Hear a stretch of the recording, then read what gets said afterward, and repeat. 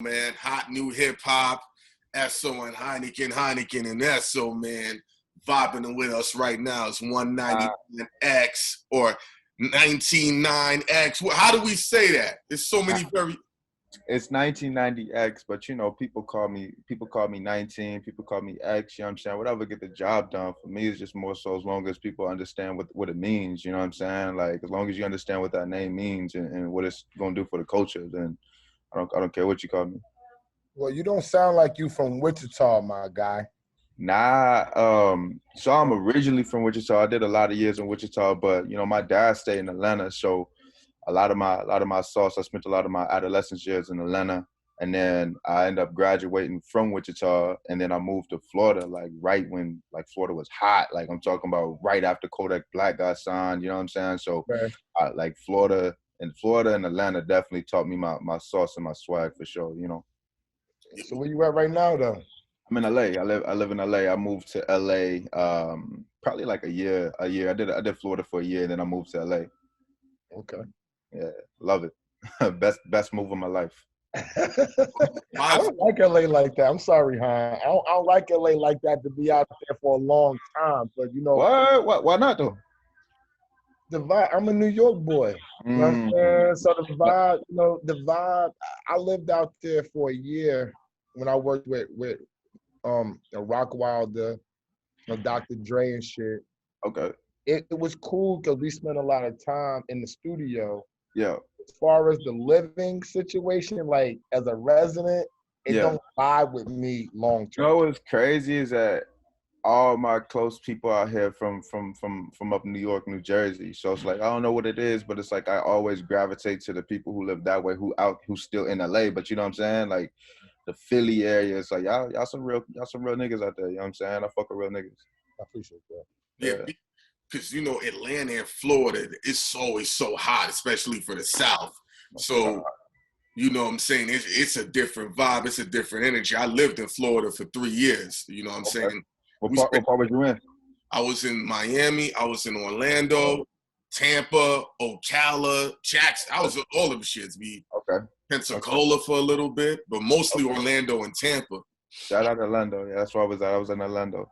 Yes. Orlando is so boring, yo. Like, why all y'all wound up in Orlando? That's the most boringest part of Florida. Nah, B. That's probably the second best town. The rest of Florida boring to me. Tampa's better than Orlando, G. You tripping off that one. You tripping. Yeah, that's what I'm saying. Tampa's better than Orlando. Nah, B. I ended up in Orlando because I mean, obviously from Kansas, like if you want to do this music, you're not doing music in Kansas. You know what I'm saying? So, when I was graduating high school, I'm like, man, like it's time. We got to get out of here. So I had found Full Sail, and like that was my escape. Like you know what I'm saying? I don't know if y'all know about Full Sail. I went there too. So you know what it is. It's like I'm from that small town, like, you know, got my grandma, my mom's. I'm like, oh, we're going to Florida. They're like, let's go to Florida. And I found Full Sail. I was like, yo, I'm going to school. And then from there, they just, you know, obviously I dropped out and shit. But, you know, like from there, like they just kind of, that was my escape. So it was just the perfect timing for me. Just like how I feel like the universe worked. Like it was like I was around like I got to touch hands with so like Tyla Yaweh. Like Tyla Yaweh, I know y'all cover him a lot on Hot New Hip Hop, but he used to sleep at the studio I used to record at. You know what I'm saying? So Wi-Fi's funeral, XXX schema, like those are people who like I got to see or like be around before all of this shit. So I mean, for me, just that inspiration to be able to see like, oh, these niggas is really going north. Like I needed that. I needed to see that. I needed to see that grind. You know what I'm saying? Like I needed to see how that hunger, like it just rubbed off. You know, just being able to see that for sure. All right. So what's up with the like you out now, right? So you on Hot New Hip Hop now. You did Big Snag and you make it move. What all brought this along? Because you out of nowhere to me. It's like now I'm seeing you. Yeah. And you here. So what changed from what you was doing prior to what you doing right now? I think more so like coming to LA for sure, but I was behind the scenes, you know what I'm saying? I really come from that behind the scenes world in the music industry, you know, ghostwriting, ghost producing. There's things I got credited for, there's things I didn't get. Let me stop you real quick. I hear some noise in the background in somebody's house, and I don't want to mess up the interview. Is that a TV on or something? Nah, I'm at my business manager's office. Oh, okay. Yeah. My bad. Go ahead. I apologize.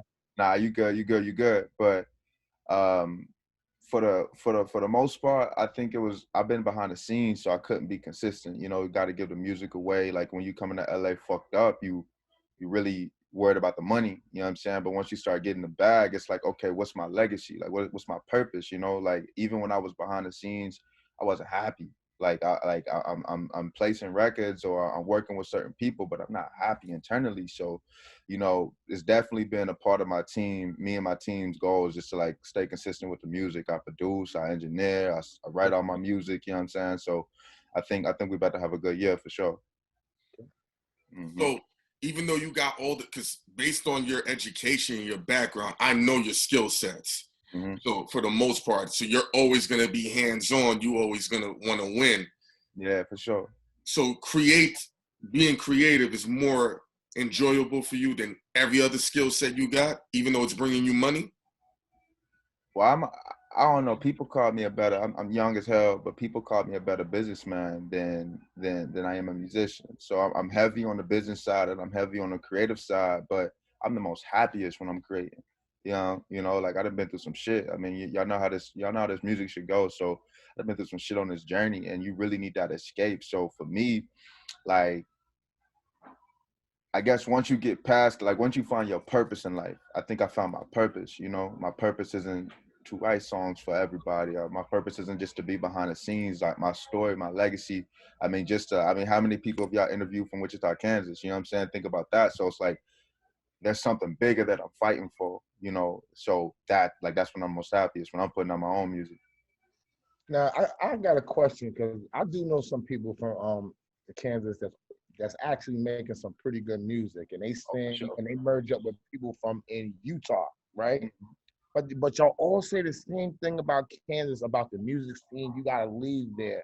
Why do you have to leave there if y'all got the bag to do what you need to do from there? I think it's all politics. You know what I'm saying? Like when I went to Florida, we was doing radio interviews. Like they embracing that local culture. You know what I'm saying? Like you seen how, like I said, that wave of Florida that I was around that just really was taking off. It's like you don't really have that. Like no diss to Kansas, no diss to Wichita, or whatever case it is. But you know, like I like every time I go back in the city, I'm doing radio interviews, but they're not airing. It's just more so like we keeping That's the politics. That's the politics. So they wait for you to blow up. I know that side of the game, that they'll have you up there, you'll take the pictures, and they'll never put your shit out. And you'd be like, why you had me up there in the first place? But they waiting for you to blow up somewhere else. And then they're gonna say, we had 199X here first, and let me show y'all when. And niggas gonna be like, I never heard that shit though. You get what I'm saying? And it's just like it takes that person to really break through. Like not just like get to a certain level, but really break through so you can change the politics of how shit is ran. Like I see how I've been in New York, you know what I'm saying? I've been all over the fucking country. So it's like I look at how they support those people, like how y'all be putting people on, or like how y'all really fuck with people. 199. It ain't like it ain't like that one. It's made to look like that. The same way, without putting our shit out, because we like to drop jewels on people when they take their time out to come and rock with us, right? The same thing you did to do your remix mag and to fuck with us, that's what you're supposed to do with your niggas in Kansas. You get what I'm saying? I get it, but it's like, okay, where's the outlet at though? The outlet is where, okay, you know when you went to the radio station and they had you up there and they never put it out, you were supposed to do a little something else to make sure they put it out. You got me? Facts. You got it. All right, so you know better now. You know what I'm saying? Exactly. And so that's where the love comes from. Although it's Wichita, Kansas, it goes on the same premise as New York City. Only niggas in New York City know what they got to do. They know what time there it is. You go. Yeah, they know what time it is. They're not going to say it out loud. I know What's understood don't need to be explained. You heard me? So my thing for you is, if you know this right now, Mm-hmm. as the last jewel that I want to personally give you and shit, you go make sure you go do that in Wichita, Kansas. Right. You need, although they're behind, you need them as well as Orlando and LA. That's what's gonna have you like, okay, then you go to Atlanta. Now you got, you know what I'm saying? But you want to soak up Wichita because, for lack of a better term, be your easiest core platform to attain. Core, you're right. To have your music on the radio and to have your shit airing. You want to monopolize Wichita, although you're not there. Big facts. Big facts. Right. Nothing but game. Appreciate that game. No doubt. Yes, sir. What's the musical vibe for 1990X? Because, like I said, I know your background, so you're exposed to shit quicker now than people would understand. So musically, how you looking to deliver yourself as an artist? Ooh, great question. Musically, it's more so energy for me. Like you know, being a producer, I'm always thinking about, like, when I'm making records, I'm always thinking about how's this shit gonna hit in the club, how's this shit gonna hit in the festival, how's this shit gonna like you know what I'm saying, really getting into the meats and potatoes of the shit. So I think my sound more so is energy. Like right now I'm working on a R&B project, and I'm so heavy on making sure that I blend that same energy I came with Candyland into this R&B project. So I don't say that I'm boxed in, because it's like I really got bars, like bars. Like I started off as a rapper, you know what I mean? Of course. But I also harmonize and melodies and all this other shit like that. So, you know, whatever I do, it's like I know I can do R&B. I know I can write you a 32 like it's nothing. I can freestyle a 32 for you, and then I also can go pop. You know, so what I'm just trying to do is just making sure that everything I do is quality, making sure that, you know, whatever we do, we trying to set a trend, or we trying to come with some new energy, you know. Because how I was taught, or some tip somebody gave me, and I don't know if you rock with it. And Esso, he has great musical production experience, so we'll bounce the idea off. If you really want to know if a record is bumping, you play it and you walk away. And if that record makes you walk back to your drum machine, your keyboard, that's a hit record. Exactly. You play through the whole room. And if you're not, because it's the same way, if you're at the bar and you ordering drinks and that record is bumping, you want to go right back to the energy. Exactly. Like you said, it's all about vibes, you know. Being around a lot. I mean, you know how it is behind the scenes world. Some dogs, like it's some niggas out here who not known, but some dogs out here, some dudes who 600, 700 followers, but there's some dogs. Niggas is beasts. They bigger beasts than niggas with the million followers. Beasts, man. Exactly. So when I came to LA at like 18, 19 years old, that's who I was around. You know what I mean? So it was always that challenge and that battle to just make sure that, like you said, like yo, you coming with quality, you know what I'm saying? You coming with hits, like instantly. Like when I came to LA, I was around like Grammy nominated, Grammy award winning producers and shit. So, you know, it just makes you want to hone that shit and just make sure whatever you do is quality, you know? Is that why you only put 4 records on this joint? Cause I'm kind of shocked that you only put 4 joints on the release. I thought you might have put at least 6 up there. For me, well, my project that came out before that was called Eat, Pray, Numb, and that was all produced by Grammy nominated Grammy nominated people. You know what I mean? So it was a high quality project. This was the first project that I 100% produced by myself. Okay. So, you know, when I made Candyland, I wanted to make sure I captured the energy. You know how it is when it comes to the market, and it's like, yo, the market an album as an independent artist, that shit's you know, like that's some hard shit. So why is this some hard shit? Because it's like, you know, you can have the best body of work. Like, you know, I didn't came across some people who like, man, I'm like, yo, this shit is like Drake. Like, you know what I'm saying? I didn't came across some people who like, yo, my nigga. Yeah. But at the end of the day, they don't got the budget, so it don't hit right. You know what I mean? It don't reach the masses. So me being a businessman, I'm always making sure that like, yo, like I try not to focus on numbers, obviously, but it's like, yo, I'm never gonna put something out without doing that behind the scenes work, making sure that I put it get it to a certain level, you know what I mean, get myself to a certain exposure. So to put 4 records on the project, I wanted to make sure that I just captured the energy I needed for Candyland. And a lot of people don't know what Candyland is, but I was about to ask you. I was about to say, what is Candyland? So I ain't gonna say their names, but shout out my guys. So, you know, COVID fucked a lot of shit up in LA and in the big cities, you know what I mean? Clubs shut down, strip clubs, everything shut down. So, you know, people still gotta get their money. People still gotta eat. And some of my dudes, they real heavy with the club scene out here. They started throwing like these private little mansion parties, you know what I'm saying? Private little mansion party, you know how that shit go? Like strippers, doughboys, celebrities, everybody in that, but it's private though. It's like if you don't know nobody, if you ain't that nigga, then you ain't getting in. Like, you know what I mean? Straight up. So, you know, it's called Candyland. And I went, man, I tell you, I seen like 100,000. I've seen it's $8 million crib. I seen like $100,000 in ones on the floor. It was like real crazy, you know what I'm saying? So instantly, I went to the studio and I was like, man, I gotta capture that, because, you know, COVID fucked a lot of us up mentally. You know what I'm saying? It was just real depression out here. It's not the same city, so I felt alive when I was there. So I'm like, man, I got to bring that energy to the studio, and that's what it was for me. So that's what Candyland is. Stems from that.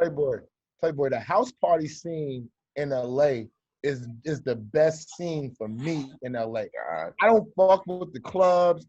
The strip clubs is trash. Yeah. A good house party at Tyrese's house with the cookout front, and you could be in the back and everything is a go. Yo, yeah, you know the vibe. You know I be out there. That's the vibe. That's what I'm trying to tell you. That be the vibe. So that's what I've been doing this for a long time too. I just wasn't saying nothing because this is your show right now. Yeah, you know thanks. But yeah, that's the best scene out there. The house party when niggas gut the studio, like everybody just come to the studio and just vibe out, and it don't be no studio, it's just music, blowing on weed, everybody lit in this room, that room. That's LA to me. But you know, so you know the crazy thing on why I made that project Candyland, or why I made Candyland, was because, you know, y'all at a certain level. Y'all been doing that shit for, you know what I'm saying? You know the vibes. There's people who've been out here for 10 years and they never experienced that shit. You know, there's people who from LA who they ain't never been in the hills, you know what I'm saying? They ain't never been to so-and-so's house. They ain't never experienced that. So I think that's why it was so important for me to capture that energy, to let those people know, like, yo, like, this is what it feel like. You know what I'm saying? Like, when you ride to that shit, it's like, yo, this is what it feel like. Like, even though you can't be present in the same function, but it's just what's going on. So just listen to the lyrics, you know what I'm saying? Get you some money, get you some clout, and you can come out here too. Yeah, exactly. Play, you know what I'm saying? Exactly. What artists do you feel fits your vibe?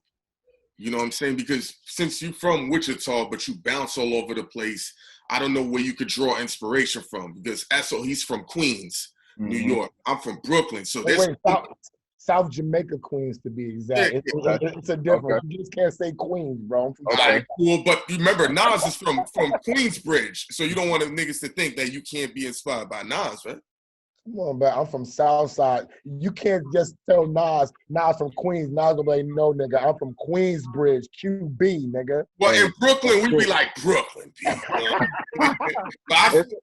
the same thing. It's the same thing when people be like, oh, like you live in Atlanta. It's like, but like if you want to get, like, I was in Fulton County. You know what I'm saying? I was okay. Like, you know what I'm saying? So I get it. Inspiration, bro. Like, what's your vibe? What artist? I'm really inspired by like my peers, man. Like I said, like I'm really in that behind the scene world, and I don't feel like a lot of them dudes or those people get the credit, but I'm around some talented dudes, man. So, you know, we work in the studio, we 12 to 36 hour studio sessions, man. So I'm really inspired by the people that I get to see grind. You know what I mean? Shout out my boys Mix, you know what I'm saying? He got 22 plaques. He worked stupid heavy with French Montana, Tiana Taylor, a lot of different things. You know what I'm saying? He's an engineer. So, you know, that's a person who really inspired me. Him, my dude T.O., he was under Pharrell.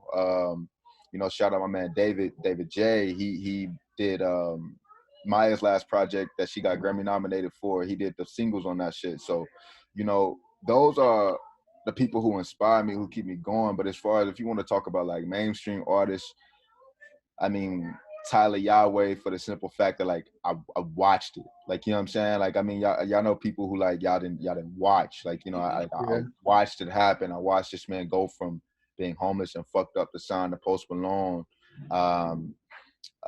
Wi-Fi's funeral. Like, I seen that shit, XXXTentacion. I seen it. You know what I'm saying? So for me, I've just pulled inspiration from people that I've touched hands with, and just be like, man, if y'all can do it, I can do it too. Facts. Who you want to collaborate with that you don't really fuck with though? Man, that's so many, man. That's so fucking many. Hey, give me your one. Just give me one. We don't gotta go through the whole batch. Just give me one that if you put them on the record, it's gonna be your vibe and it's gonna be a single. You know it. I'll say for the simple like for the conversation, because I know I got some shit in the store for this nigga, Sway Lee. Okay.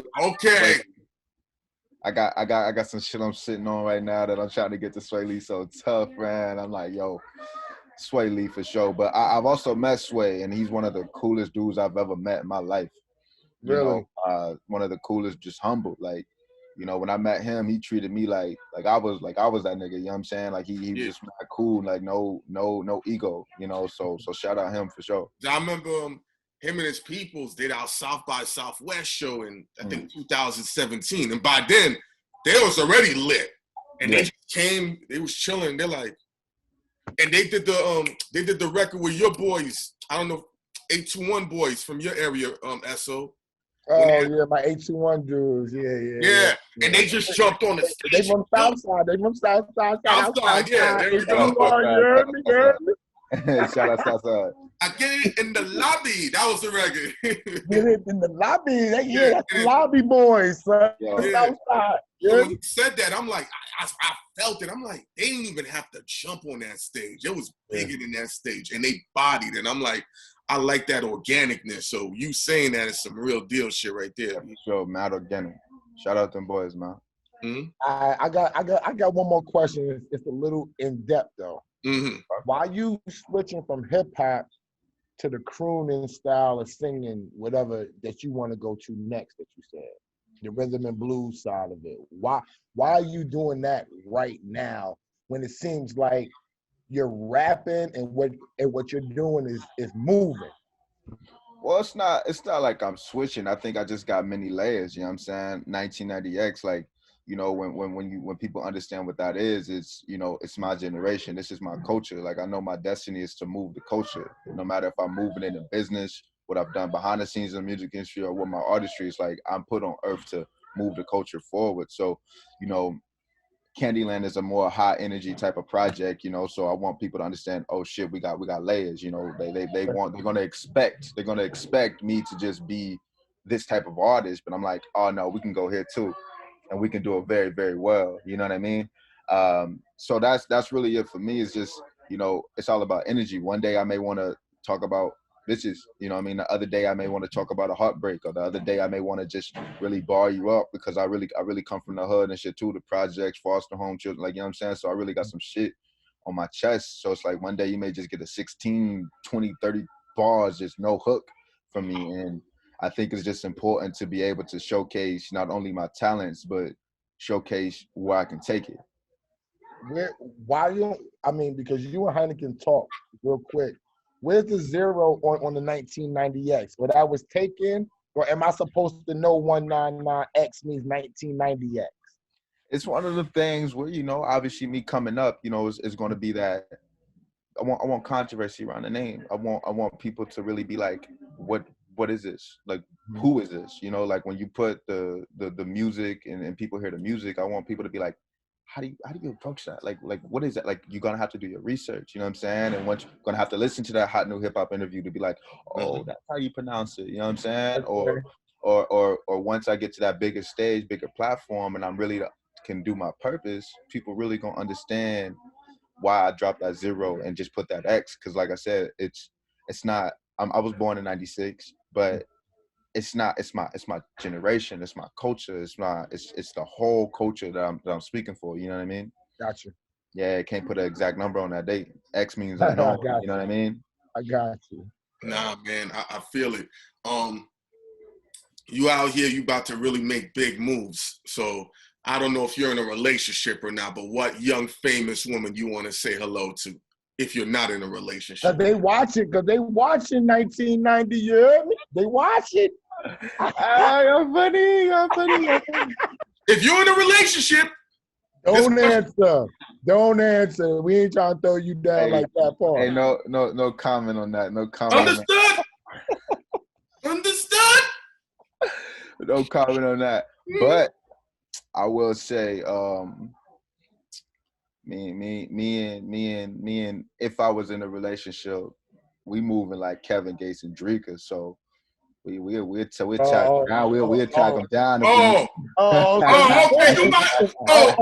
Okay. Hey, you get what I'm saying? Listen. Hey. You talking to two niggas that understand that lingo for real. That's my language, G. That's my language. Oh, that's our language. You know what I'm saying? You ain't gotta say that. End of discussion. You know the vibe. A vibe. Nigga, what you remember before this nigga not from Kansas, B. This nigga not from Kansas. So when I saw Wichita, I said, Wichita? I ain't never been to these niggas from Wichita. Like, huh? You know the fucking vibe. All right. So as we close this out, what's this one record, if somebody never heard from 1990X, that you need to give them to let them know this is the impact of who you are, and this one record will make them a fan of yours for the rest of their musical listening life? What's that one record, B? I gotta give you three. Let's go for it. For different reasons. I got this record out called Show Me. That's about to hit like 400,000 on Spotify. But that's me really talking that street shit. That's me really, like, you know what I mean, speaking to my people. And it took fire. It took fire, you know what I mean, because the overall energy I had in it. But then I got this strip club record called Love It that's taking fire right now too. It's a vibe. It's a different type of strip club record. It's not like a money bag yo type of pocket. It's more so like a different type of strip club record. Then I got this record that I really love off of Candyland. It's called Candyland. It's my outro actually, and that's me actually showcasing them bars. That's me really, you know what I mean, barring it up, but still in a different pocket than most people would expect that I can be in. But I think with those three records, it's like when you listen to that, you will really understand the flavors I can come with, but who I am as a person. You know what I mean? Like who I am as an artist, what I've been through, what I've gone through. I'm a storyteller too. So even in those fun records, it's like I'm really talking about shit that I live. I'm really talking about shit that I've seen. You know what I mean? So the energy that I capture with those records, I think if people can go back and listen to those three, you'd be very impressed. Sure. All right, well, listen, before we wrap up, California's wide open right now. PhD was looking crazy last night. Just so you know, I'm in tune, right? Yes, sir. We're gonna be out there soon because we gotta link up with Hit Boy and a whole bunch of people. So when we get out there, make sure we on deck so we can get up, try to mix and merge and see what other type of money that we can get together, because we all doing a whole lot of things besides this. You know what I'm saying? Let's get it, B. So I'll follow you when we get off of this. I know Han will, so we can stay in tune and all that. And before we go, tell everybody how they can reach you or find you on your social media platforms. Sure. Once again, I appreciate Hot New Hip Hop for the interview. If y'all want to stay in tune with what I got going on, follow me on Instagram at 199xmusic. Follow me on Twitter at 1990xmusic _ 199xmusic _ you know, those two platforms is where you really gonna hear from me the most, you know, especially Instagram. You know what I mean? I'm always on that damn story going crazy. So definitely tune in, y'all. Tune in, and we got a lot of shit coming up for sure. Yeah.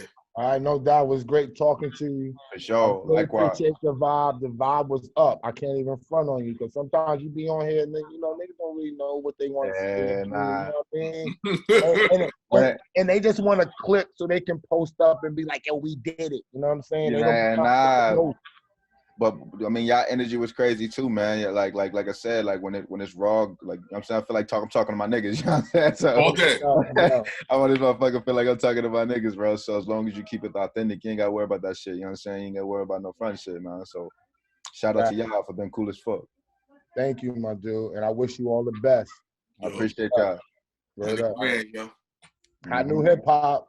Signing out. 199X. You heard? Yup. No doubt.